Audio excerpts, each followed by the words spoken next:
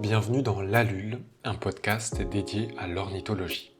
Dans le cadre de ce podcast, je souhaite vous faire découvrir certaines espèces d'oiseaux qui peuplent le continent européen. Pour commencer, je voulais vous parler des goélands.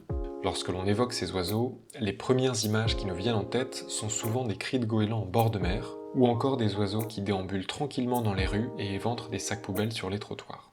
Ce que j'aime beaucoup avec les goélands, c'est qu'ils questionnent notre rapport à la nature. En effet, certaines espèces de goélands se sont si bien adaptées à l'homme qu'elles nichent aujourd'hui en partie dans des milieux urbains, à tel point que des campagnes de stérilisation sont mises en œuvre dans des villes françaises pour essayer d'y limiter la présence de certains goélands et les dérangements qu'ils peuvent occasionner. Pour autant, ce déplacement vers les centres-villes est en partie causé par l'homme. Mauvaise gestion des déchets, dégradation des milieux naturels, omniprésence dans les milieux sauvages et dérangement de colonies. C'est à se demander si nous n'accusons pas ces oiseaux de nos propres erreurs. J'avais plusieurs questions en tête en préparant cet épisode. Quelles sont les principales espèces de goélands sur le territoire métropolitain ? Comment se portent-elles ? Pourquoi les goélands viennent-ils en ville et que peut-on faire à ce sujet ? Voire, faut-il faire quelque chose à ce sujet ? Pour cet épisode, j'ai eu la chance et le plaisir d'échanger avec James Jean-Baptiste, salarié auprès du groupe ornithologique normand.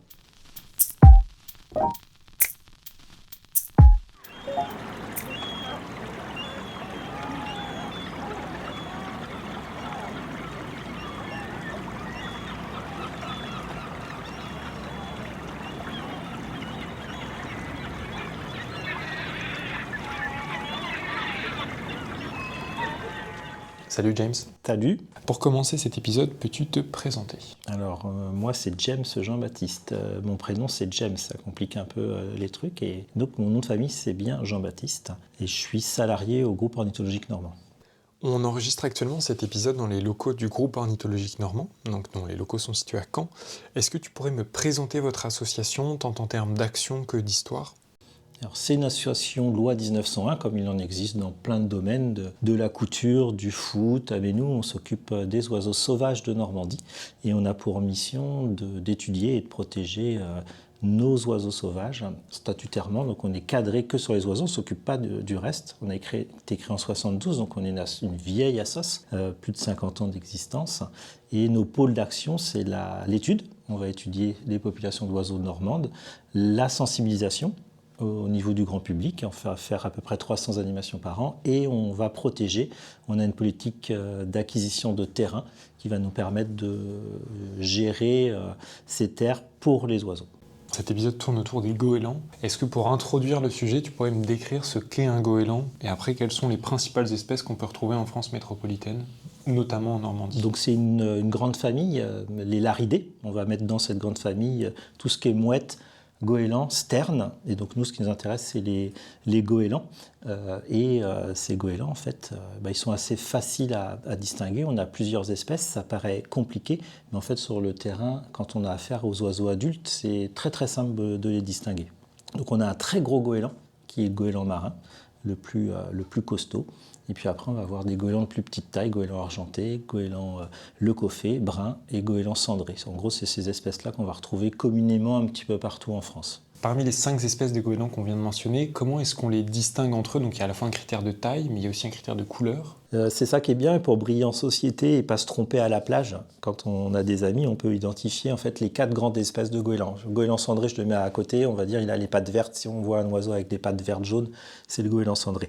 Mais les 4 grandes espèces de goélands, c'est hyper simple quand ils ont leur plumage adulte. Donc un plumage adulte, c'est le plumage immaculé sur le dos, qui va être gris ou brun noir, ou en regardant le ventre qui est tout blanc, et donc là on a affaire à un oiseau adulte. Donc on regarde la couleur du dos, gris ou brun noir, la couleur des pattes, qui va être jaune ou rose, et en faisant une combinaison couleur du dos, couleur des pattes, on a les 4 espèces de goélands, à savoir un dos qui est brun noir avec des pattes roses, on a le goéland marin. Un dos gris noir avec les pattes jaunes, c'est le goéland brun.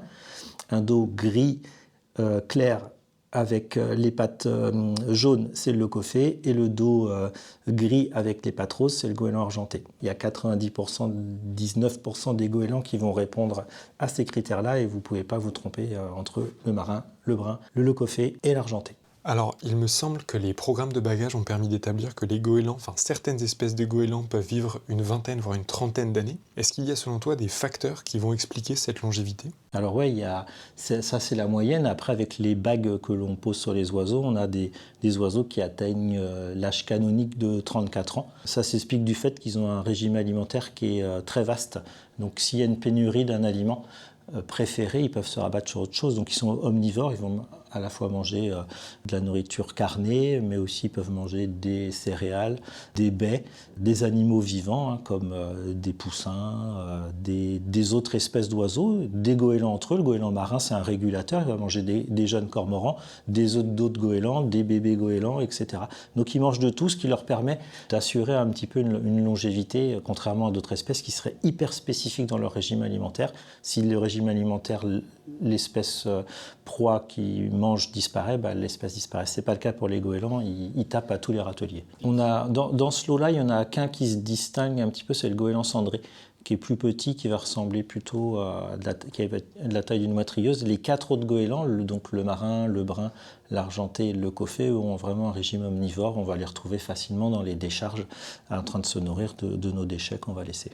Donc maintenant qu'on a parlé du régime alimentaire des espèces de goélands, quels sont les milieux auxquels elles sont liées?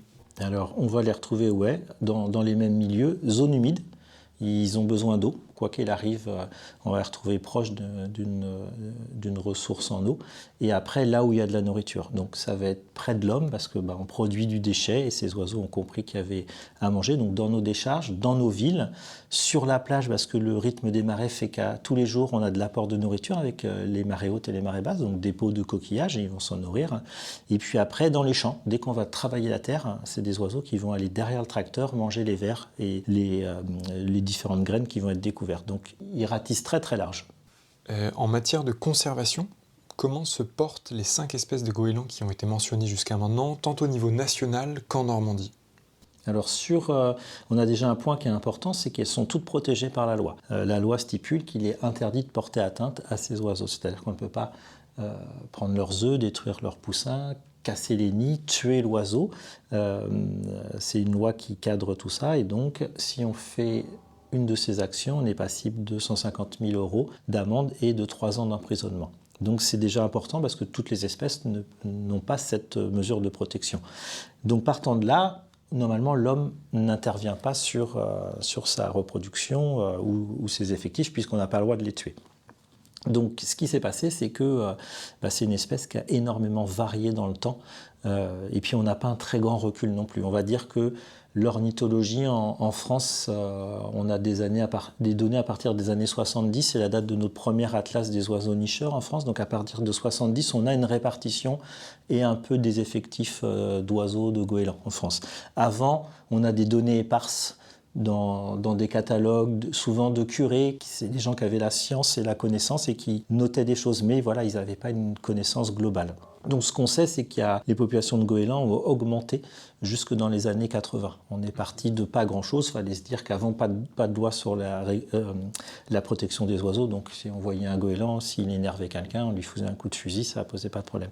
Donc cette population a augmenté jusque dans les années 80, ont atteint le paroxysme à la fin des années 80, et puis depuis, les populations déclinent tranquillement, et c'est ça qui est intéressant, c'est que la vision des gens n'est pas la bonne. C'est-à-dire que si on parle à n'importe qui dans la rue, ils vont nous dire, oui, les goélands, on n'avait pas ça avant, il y en a de plus en plus. En fait, non, c'est l'inverse, c'est qu'on en a de moins en moins et que c'est juste des populations qui changent de place et qui interfèrent désormais avec l'être humain. Et toutes les espèces se portent comme ça. On a eu une phase d'accroissement et puis là, on est plutôt en déclin. Pareil, je mettrais le goéland cendré un petit peu à part qu'un petit goéland. On a une 50aine de couples en France, mais on a les populations hivernantes de Scandinavie qui viennent nous voir et passer l'hiver chez nous.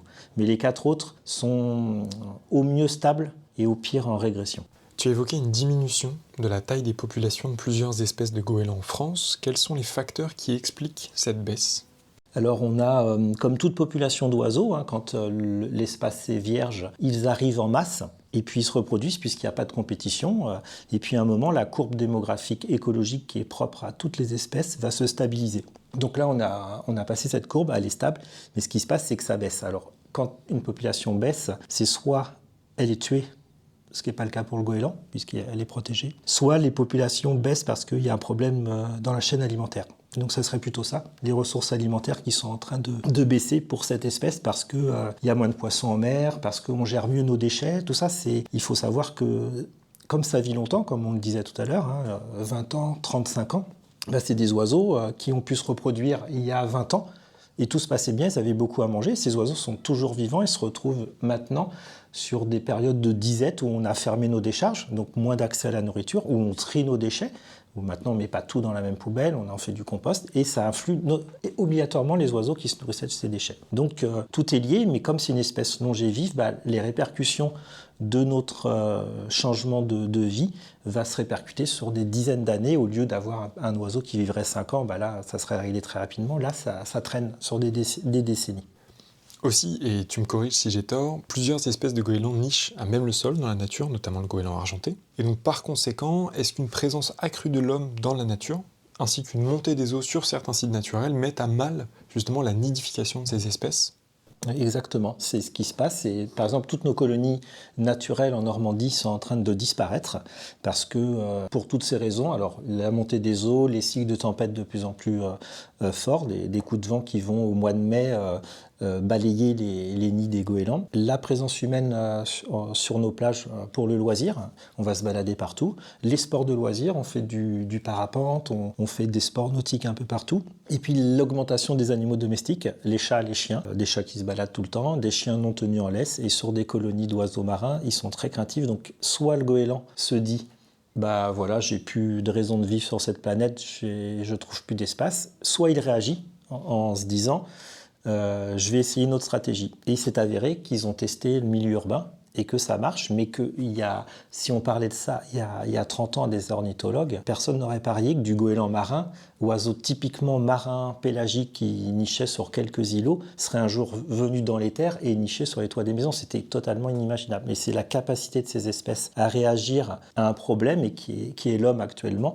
à venir en ville et puis à se dire vous m'avez embêté sur mon territoire, je viens chez vous et je niche sur votre toit. Et puis sur votre toit, personne ne vient m'embêter, il n'y a pas de promeneur, il n'y a pas de chien. Avec un peu de bol, je descends dans le jardin en bas, je trouve une poubelle parce que vous l'avez mal rangée, je la crève et j'ai trouvé un os de poulet. Et moi, que je mange un bout de poisson ou un os de poulet, j'ai ma ressource de protéines et ça me suffit. Je n'ai pas besoin de plus. Et donc, c'est l'intelligence de cet oiseau qui a su à un moment donné basculer d'un mode de vie en milieu naturel à un mode de vie en milieu urbain, et ça ne le gêne pas du tout.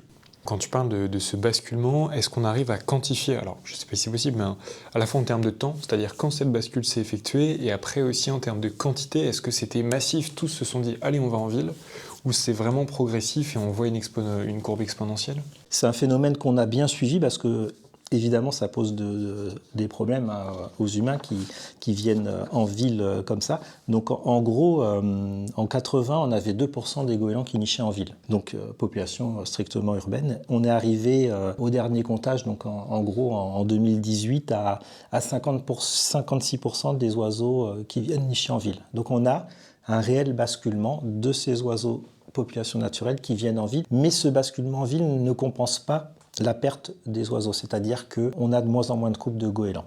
D'accord, donc en fait, au total, ça baisse, mais il y en a plus en ville maintenant. Voilà, c'est l'idée qu'on se fait en disant il y en a vraiment beaucoup, parce qu'avant, c'est sûr, j'en avais pas dans ma ville, maintenant ils nichent, mais si on fait le total de tout ça, avec l'enquête des goélands nicheurs, on s'aperçoit en fait que on avait, que je regarde mes petits chiffres, 90 000 couples de goélands argenté dans les années 80, et on est passé en 2020 à 50 000 couples. Donc on a une baisse, toutes couples confondues, on a perdu 40 000 couples en l'espace de 40 ans. Donc on a une réelle baisse, et c'est pas parce qu'on en voit dans nos villes qu'il y en a plus. Ils ont juste changé de stratégie. Et tous n'ont pas eu la capacité.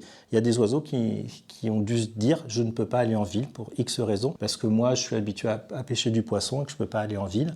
Et donc eux ne sont pas venus. Et eux disparaissent. Ça permet d'enchaîner en fait sur les... Alors j'ai pas envie de parler de conflits ou de problèmes, parce que j'estime pas que ce soit le cas, mais plutôt en fait par les difficultés de cohabitation qui peuvent être engendrées par les goélands en ville. Est-ce que tu pourrais les résumer ? Donc en ville, on va avoir les goélands qui viennent nicher sur le toit de votre maison. Et un goéland, ça parle tout le temps. C'est un grand communicant. Il a plus de 40 cris qui ont été bien étudiés dans un bouquin. Quelqu'un a fait une thèse là-dessus. Et il communique beaucoup. Il parle toute la journée, toute la nuit. Donc quand vous habitez en dessous, c'est relou. Et on a après les jeunes qui naissent, qui vont piailler, qui vont réclamer de la nourriture, donc pousser des petits cris aigus tout le temps. Quand les parents adultes, les adultes vont arriver, ils vont se battre pour réclamer à manger. Et puis les adultes deviennent agressifs à ce moment-là. Ils ont leurs petits, ils vont défendre un cône de 1 mètre de diamètre autour du nid. C'est petit, mais quand vous passez dans le cône, le goéland, il se dit « vous êtes chez moi et je ne vais pas vous lâcher ». Et donc il va faire fuir la personne qu'il estime qui est entrée sur son territoire. Et donc un goéland assez costaud.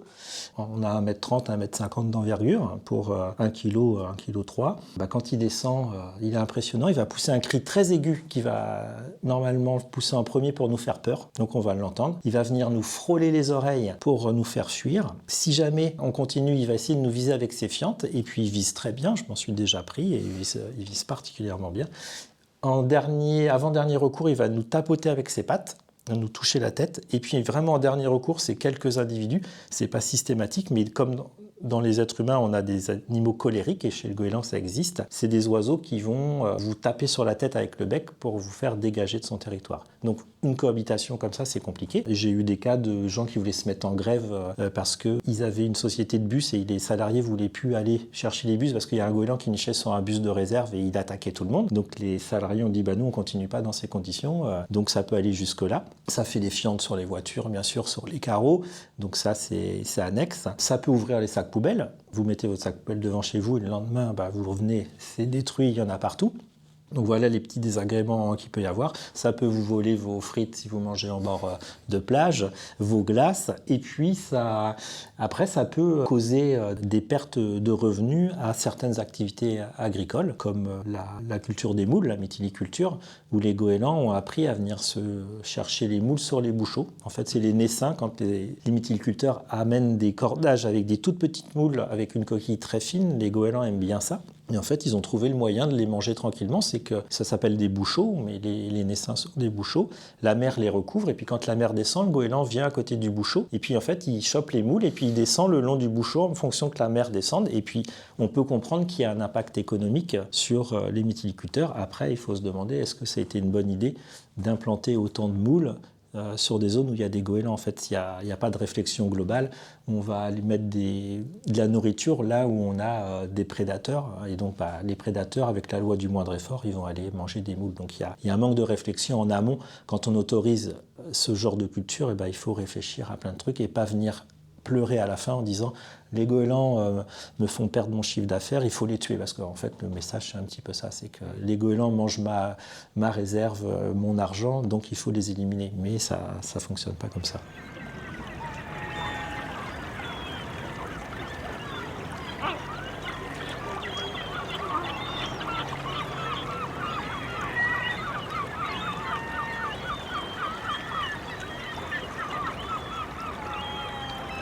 Comment est-ce qu'on peut intervenir justement pour limiter ces difficultés de cohabitation ? Tu as brièvement évoqué la nécessité de davantage réfléchir avant de conduire certains projets. Est-ce qu'il y a d'autres mesures qui peuvent être mises en œuvre ? Donc si les goélands sont vraiment un problème pour les gens, il faut déjà travailler sur les déchets. Un goéland ne vient jamais s'installer en ville par hasard. Il y a toujours une cause. À un moment donné, il y a quelqu'un qui a donné à manger à l'oiseau parce qu'il ne vient pas sur le toit d'un immeuble par hasard. C'est qu'il y a une personne qui nourrit les pigeons, et puis après les goélands sont venus, et puis les goélands sont très intelligents, ils ont vu qu'il y avait tous les jours quelqu'un qui jetait du pain, et donc à un moment ils vont même venir réclamer. Ils vont taper au carreau sur le balcon pour avoir leur ration quotidienne. Donc c'est rigolo, les gens continuent, puis à bout d'un moment le goéland dit moi j'ai à manger tous les jours ici, je vais nicher juste au-dessus. Moindre effort, je niche au-dessus, j'élève mes petits, j'ai à manger en dessous. Donc c'est génial. Et après, l'habitant qui donnait à manger au goéland, il dit maintenant ça commence à bien faire, moi j'en veux pas. Donc il y a ça. On réduit la ressource alimentaire, on couvre nos décharges. Normalement, on ne doit plus avoir de décharges à ciel ouvert en Europe. La France, comme d'habitude, on traîne la plate et on a plein de décharges à ciel ouvert qui donnent de la nourriture aux goélands en permanence. Donc ça les fixe aux alentours des villes. Donc tous les matins, par exemple à Caen, on a 5000 goélands qui dorment sur une usine. Ils partent à 10 km en plaine de Caen manger dans une décharge et le soir, ils reviennent. Ils ont à manger. Et comme je dis tout à l'heure, il s'en fout complètement de ce qu'il mange. C'est du mauvais déchet pour nous. Pour un goéland, c'est un aspirateur. Le goéland, tout ce qu'il voit, il l'avale. Si ça ne lui plaît pas, c'est recraché sous forme d'une pelote de réjection, comme les chouettes et les hiboux. Et dans cette pelote, on va trouver des morceaux de verre, du plastique, du bois. Il s'en fout complètement. Tout ce qui n'est pas digérable, il le recrache. Donc il ne se pose pas de questions. On le voit, de toute façon, il attrape des trucs à droite, à gauche, il avale. Et puis, s'il y a à manger dedans, tant mieux. Sinon, c'est recraché, ça ne passe pas du tout dans son estomac. Donc, on réduit la ressource alimentaire. Donc, on veut moins de goélands, on ferme les décharges, on ne leur donne pas à manger, on met bien notre poubelle dans un bac et on ne laisse pas le sac traîner. Et puis surtout, s'ils s'installent à un endroit où il n'y a pas de problème avec la population, parce qu'ils vont s'installer plutôt sur des secteurs d'usines, et ben on leur fout la paix. On ne va surtout pas chercher à les déloger, parce que si le goéland se sent menacé, si on fait de la stérilisation, et ben l'oiseau va partir, aller chercher un autre site. Et c'est là qu'il va arriver sur l'habitat isolé, donc un petit pavillon tranquille où la personne n'avait rien demandé, se retrouve avec un goéland sur le toit et ça devient invivable. Même moi en tant qu'ornithologue, avoir un goéland qui niche sur le toit de ma maison, à un moment ça va bien. Mais on est bloqué par la loi puisqu'on ne peut pas détruire le nid, les œufs, donc il y a des dérogues et on en demande de plus en plus. Les gens veulent se débarrasser de ces goélands, donc il y a ces dérogues. Les oiseaux, vraiment quand je dis qu'ils ne viennent pas par hasard, quand je fais les suivis de goélands en ville, je vais toujours les retrouver à côté des maisons de retraite où les gens vont donner à manger aux oiseaux parce que c'est un moyen d'échapper à la routine quotidienne et donc les goélands ont à manger, ils s'installent sur le toit de la maison de retraite. C'est les écoles où les gamins vont manger un truc dans la cour, laisser tomber un bout de pain, le goéland va venir et puis l'arrière de la cuisine, de la cantine est mal géré, donc il y a 2-3 trucs qui traînent. Donc ils vont se servir là-dedans. C'est les cités étudiantes qui n'ont pas de frigo. On a une commune à côté où ils n'ont pas de frigo. Les étudiants laissent sur la fenêtre le beurre, les aliments et les goélands défoncent tout et les mangent. Et après ils nichent sur le toit. Donc j'ai le cas. Donc voilà, c'est ressources alimentaires à éliminer d'office et après les laisser tranquilles s'ils s'installent en zone industrielle. Et comme on fait tout l'inverse, on gère mal nos déchets. Les usines qui ont de l'argent demandent à la stérilisation. On déplace les populations qui viennent après en milieu urbain et qui foutent un peu la pagaille en ville, à nicher au-dessus des gens. Tu as évoqué le mot stérilisation, donc il me semble que le GON, vous travaillez ou vous avez travaillé sur des campagnes de stérilisation. Alors, qu'est-ce que c'est, comment ça s'organise et comment est-ce qu'on évalue un peu la réussite ou en tout cas l'impact de telles campagnes ? Comme ce sont des espèces protégées, l'intervention sur ces populations d'oiseaux est soumise à réglementation, c'est-à-dire qu'une entreprise, une usine qui a des couples de goélands qui nichent sur son toit ne peut pas intervenir de lui-même. Il doit donner un document à l'État, un CERFA, un document qui est tout prêt, et où le pétitionnaire demande dérogation à destruction, entre guillemets, d'espèces protégées. Donc pour les goélands, cette destruction se matérialise par l'empêchement d'avoir des poussins. Alors on ne stérilise pas, le terme est mal dit, mais c'est plus simple. En fait, on va badigeonner l'œuf d'un produit qui va faire en sorte que l'embryon ne se développe pas. Donc le goéland pond ses œufs.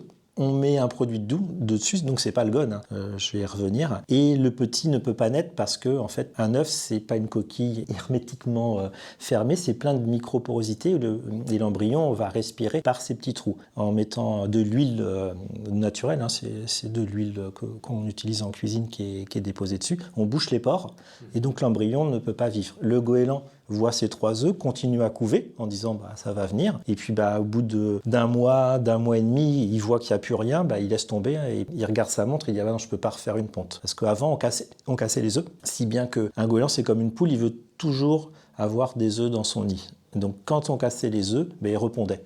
Il répondait. Un goéland, ça peut faire 40 œufs si on casse les œufs systématiquement. Donc là, le but, c'est de lui faire croire qu'il va avoir des petits, mais que l'œuf ne peut pas donner un poussin. Donc l'entreprise demande cette dérogue à l'État français, à la DREAL, donc le ministère de l'Environnement Région. La DREAL voit si c'est faisable, si ça n'atteint pas la population, va dire à l'entreprise on vous donne dérogation pour stériliser, entre guillemets, donc passer de l'huile végétale sur les œufs, fait par une entreprise X. Par contre, vous devez être cadré par une association de protection de la nature. D'accord, donc c'est pas vous qui intervenez. On n'intervient pas. D'accord. Nous, on vient avant la stérilisation pour vérifier quelle espèce, parce qu'il n'y a que le goéland argenté qui est soumis à cette régulation. Le goéland brun, le goéland marin n'est absolument pas soumis à cette régulation. Donc nous, on passe en amont, on va marquer les nids qui ne sont pas stérilisés. Donc si c'est un nid de goéland marin, on fait une grosse croix autour du nid à la bombe pour dire au stérilisateur, vous n'avez pas le droit de toucher ce nid-là. Les stérilisateurs passent et en même temps, nous, on compte la population, le nombre d'œufs, etc. Ce qui nous permet d'avoir un peu de stats là-dessus. On repasse une deuxième fois. Les stérilisateurs repassent juste après nous et on repasse une troisième fois pour voir les effets de la stérilisation, si ça a marché, si ça n'a pas marché, combien de poussins sont sortis, parce que ce n'est pas du 100%. Sur une population qui est stérilisée, il y a toujours des poussins qui s'en sortent parce que le toit n'est pas accessible, parce que la stérilisation a été mal faite, le produit s'est mal réparti sur l'œuf et du coup il reste des pores non bouchés. Donc il y a toujours des poussins qui naissent sur une population, même si on fait super bien le job, on n'a pas 0 poussin à l'éclosion. Donc voilà. On demande une autorisation, on s'accompagne des experts locaux. En Normandie, c'est le GON. Après, dans toutes les régions de France, ça va être la sauce ornitho-locale. Et on va faire notre diagnostic et donner en disant bah non, c'est qu'une colonie de goélands bruns, vous n'avez pas le droit de stériliser. Parce que le stérilisateur ne connaît pas. Lui, on lui dit de passer sur les nids. Et donc, il faut qu'on lui montre les nids stérilisables et les nids non stérilisables. Comment les reconnaître pour un stérilisateur ou pour nous? En fait, avant de monter sur le toit, on regarde déjà si on a d'autres espèces que le goéland argenté, si on a du goéland brun, du goéland marin. Le goéland marin, c'est assez simple parce que les œufs sont très gros. Il fait vraiment des œufs beaucoup plus gros que l'argenté, donc on les repère tout de suite. Puis après, entre le goéland brun et le goéland argenté, c'est compliqué, il n'y a pas de différence entre la forme des œufs. Le nid va être un peu plus différent. La phénologie, la date de ponte va être pas tout à fait la même. Donc souvent, le goéland brun arrive à passer à travers les mailles de la stérilisation qui a lieu au courant du mois de mai. Et le goéland brun va venir un chouïa plus tard. Et le goéland brun se portant très mal, il y en a de moins en moins dans les colonies. Là, sur des toitures où j'ai 1000 couples de goélands, je vais avoir argenté, je vais avoir 2 couples de goélands bruns. Donc on est sur de la petite population. Mais là, le travail des assos, c'est vraiment de venir en amont pour pas que la stérilisation impacte les espèces qui se portent le plus mal. On peut tolérer d'intervenir sur des populations qui se portent bien. Mais ça pose question actuellement parce que je disais tout à l'heure que les goélands argentés régressent. On a perdu 40 000 couples. Donc à un moment donné, il va falloir faire quelque chose et plus autoriser la stérilisation parce que la population va être menacée. Et plutôt travailler, ce que je disais, sur les ressources alimentaires et tout, si on ne veut pas qu'ils viennent en ville. Donc on accompagne vraiment, on cadre la stérilisation pour que ça soit fait dans les normes en fonction de l'arrêté préfectoral qui va autoriser cette dérogation à atteinte à espèces protégées. À t'écouter, au travers de cet échange, j'ai l'impression que en fait, la stérilisation ne fait que décaler le problème, que ça ne le résout pas en fait, à terme. Qu'est-ce qui, selon toi, en dehors d'une meilleure gestion des déchets, permettrait justement d'assurer un état de conservation favorable des goélands? C'est leur laisser des espaces en ville, comme ce qu'on disait tout à l'heure sur les espaces plus industriels notamment? Alors ça serait l'idéal en disant qu'il y a une population qui s'installe sur une grosse usine, ça gêne qui? Les ouvriers travaillent dans du bruit en dessous, c'est pas des cris de goélands qui vont les gêner. Donc on les laisse peinards, et comme ça ces goélands vont pas se rapatrier en ville. Mais hélas, le pouvoir d'une grosse industrie localement fait aussi qu'ils vont être pétitionnaires et vont demander nous on ne peut pas travailler avec des goélands, ça va salir nos voitures en dessous, donc on veut stériliser pour réduire la population. Ils sont agressifs, ils peuvent annoncer plein de choses. Et donc souvent l'État cède en donnant les dérogues. Et les oiseaux arrivent en ville, et puis un particulier tout seul avec son goéland sur sa toiture, il ne peut pas faire grand-chose. C'est pas lui qui va faire une dérogation pour un couple d'oiseaux. Parce que ça veut dire qu'il faut qu'il appelle une entreprise de stérilisation, qu'il appelle le GON pour qu'on fasse notre expertise, et nous on ne fait pas ça gratuitement. Donc ça devient compliqué. Donc en fait c'est vrai qu'on déplace le problème, et qu'il n'est pas prêt d'être résolu si jamais on ne change pas notre mentalité sur les laisser tranquilles en zone industrielle et pour plus qu'ils viennent en centre-ville. Et puis là-dessus, c'est de laisser tranquilles les zones naturelles aussi, parce que ça revient à ça, c'est si les oiseaux sont partis du milieu littoral, c'est aussi qu'ils ont été embêtés. Là, on avait des grosses populations sur les falaises du Bessin, du Pays de Caux. Et il s'avère que maintenant, c'est plus possible pour ces oiseaux de nicher. Ils ont 0 jeune à l'envol, donc ils n'y vont plus. Et donc, à un moment donné, il va falloir laisser des espaces à la nature et arrêter que l'homme ait des loisirs partout, n'importe où, non contrôlés. Il faut des réserves, il faut des zones de tranquillité, de quiétude pour ces animaux, si on ne veut pas qu'il y ait une répercussion, parce que beaucoup d'animaux n'ont pas la capacité de réagir à un dérangement, et donc ils vont disparaître. Mais le goéland, lui, il a compris qu'il venait en ville, donc il nous met en pleine face nos problèmes qu'on lui cause sur le littoral, il nous met en pleine face notre mauvaise gestion des déchets. Si le goéland s'est bien porté jusque dans les années, début des années 90, c'est parce qu'il a trouvé à manger et que l'augmentation de cette population est imputable à la mauvaise gestion des déchets. Et donc le jour où on va bien réguler tout ça, on va avoir des goélands qui vont régresser, qui vont atteindre une population qui va être celle qu'elle est, certainement moins de coupes, mais après, tout dépend où on va mettre le curseur. Si tu parles 1900, des années 1900, je sais pas, on avait peut-être 1500 coupes de goélands en France. On a augmenté jusqu'en les années 80, et là on régresse. Donc si je te dis c'est une catastrophe, les goélands régressent par rapport à 1980, oui, on a perdu 40 000 coupes. Si on décale un peu le curseur aux années 1900, on est passé de 1000 coupes, là maintenant 50 000 coupes, on a vachement augmenté. Donc ça dépend quelle vision on a, quel curseur, ce qui est supportable par chacun. Donc a priori, l'homme supporte plus grand-chose, donc on essaye de se débarrasser de ces espèces, mais on n'y arrivera pas parce que celles qui ont perdu la peur de l'homme, ce qui est le cas du goéland, elles vont nous suivre à la culotte pendant très très longtemps et elles trouveront toujours des stratégies. Si je résume un peu tout ce que l'on s'est dit jusqu'à maintenant, les goélands sont des espèces d'oiseaux qui sont en mesure de s'adapter à certains changements dans leur environnement. Est-ce qu'ils parviennent également à s'adapter justement aux campagnes de stérilisation qui sont mises en œuvre ?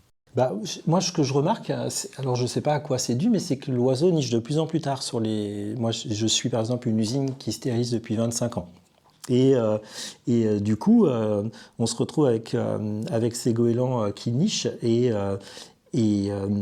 qui vont comprendre qu'à un moment donné, on va intervenir. Et je pense qu'ils pigent qu'on passe et qu'on met un produit sur les œufs, parce que d'année en année, j'ai du décalage de ponte, parce qu'on passait toujours début mai et fin mai. Et là, quand on passe début mai, on a des coupes, des nids qui sont soit sans œufs, soit avec un seul œuf. Et un goéland pond un œuf tous les 2 jours, en gros. Et donc, de plus en plus, au premier passage des stérilisateurs, en fait, il n'y a pas toute la ponte complète. Et j'ai l'impression, avec ce réchauffement climatique, en théorie, il devrait nicher de plus en plus tôt.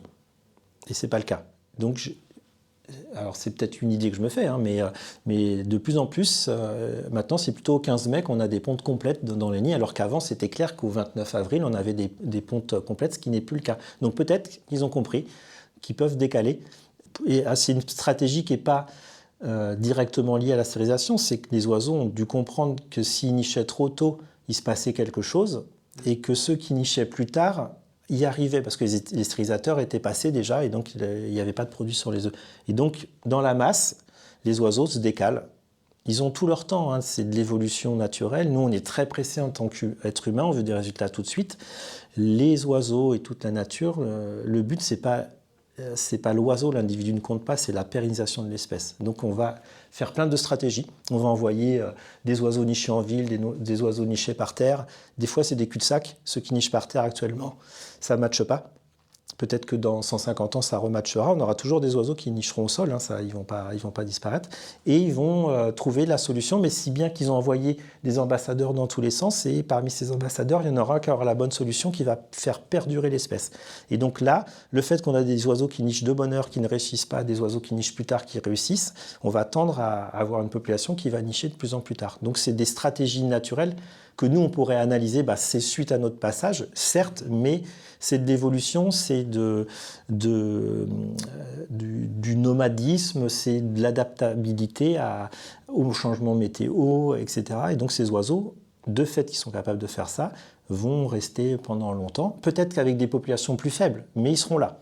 Alors, on n'en a pas parlé jusqu'à maintenant dans l'épisode, mais avant de conclure, j'aimerais brièvement parler du bagage des goélands. Est-ce que vous menez de tels programmes au Gone et qu'avez-vous appris grâce à ces actions ? Ouais, alors c'est une espèce qui est ultra baguée.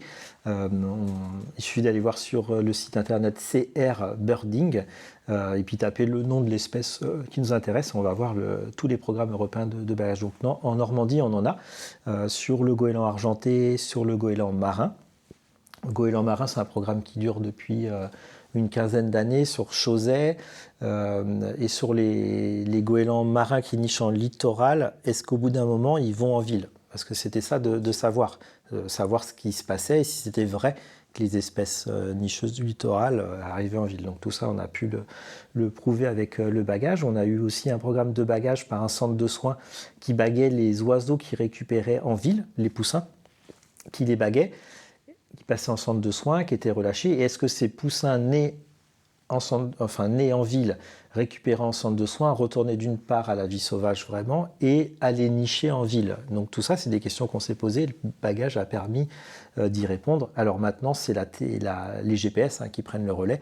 En Normandie et en France, on a plusieurs oiseaux qui sont équipés de GPS et qu'on peut suivre sur Internet et voir ce qu'ils font en fait tous les jours. On sait exactement où ils sont.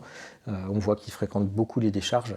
Donc le bagage, c'est une bague d'Arvig, donc en plastique, qu'on met sur la patte du goéland. Il y a un code dessus.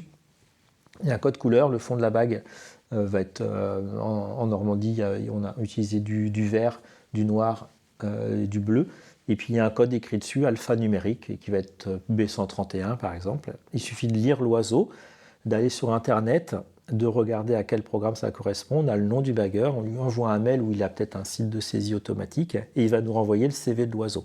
Et donc là, c'est hyper intéressant parce que vous allez pouvoir voir où l'oiseau a été bagué et après, par qui il a été vu au cours de sa vie. Et donc comme un oiseau, ça vit 30 ans, on peut avoir un CV qui est énorme pour cet oiseau avec des destinations ahurissantes.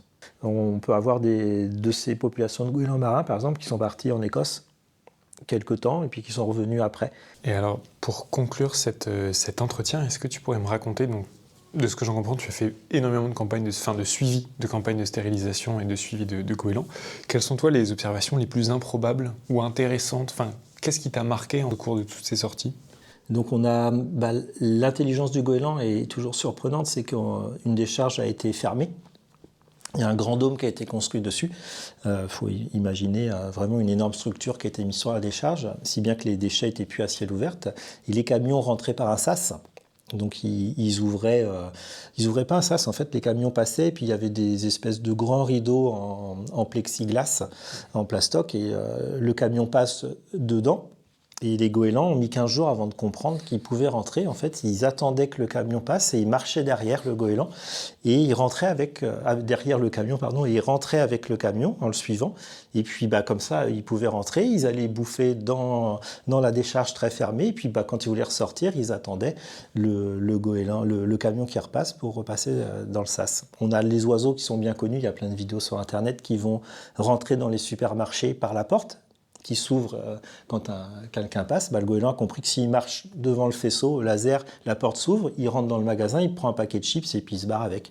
Donc il s'adapte vraiment à toutes les situations. Ils sont des fois très colériques. J'ai des oiseaux que je connais très bien qui vont m'attaquer directement. Ils savent pourquoi je suis là, ils te reconnaissent vraiment. Et tu vois un oiseau très loin, tu dis, t'es pas sur son territoire, mais tu sais que lui, il a un sale comportement, il va directement sur toi. Et puis les autres qui s'en foutent complètement, ils te laissent passer à côté du nid. Donc on a tous ces comportements-là qui sont assez étonnants chez cette espèce. Autre petite anecdote, sur une toiture d'une entreprise ici, on trouve au sol plein de fèves, mais des centaines de fèves. Et en fait, c'est les goélands qui les recrachent. Ils ont trouvé une boulangerie qui fait des galettes, et tous les invendus, ils mettent ça dans l'arrière-cour, et les goélands vont manger les galettes. Il y en a qui ont la fève, sauf que ils s'en foutent. Ils vont la recracher. Sur le toit, on a des fèves, et je connais un gars qui stérilisait les œufs des goélands, et il a 600 fèves chez lui, c'est son petit jeu. Quand il stérilise, il tient une fève, il ramasse, etc. Donc c'est assez rigolo de voir ces trucs-là sur les toitures. Incroyable. Merci beaucoup en tout cas, James. Merci.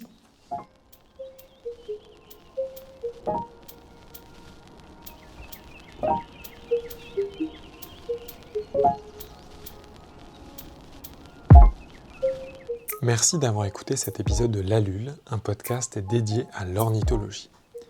Si cet épisode vous a plu, vous pouvez retrouver et suivre le podcast sur Instagram.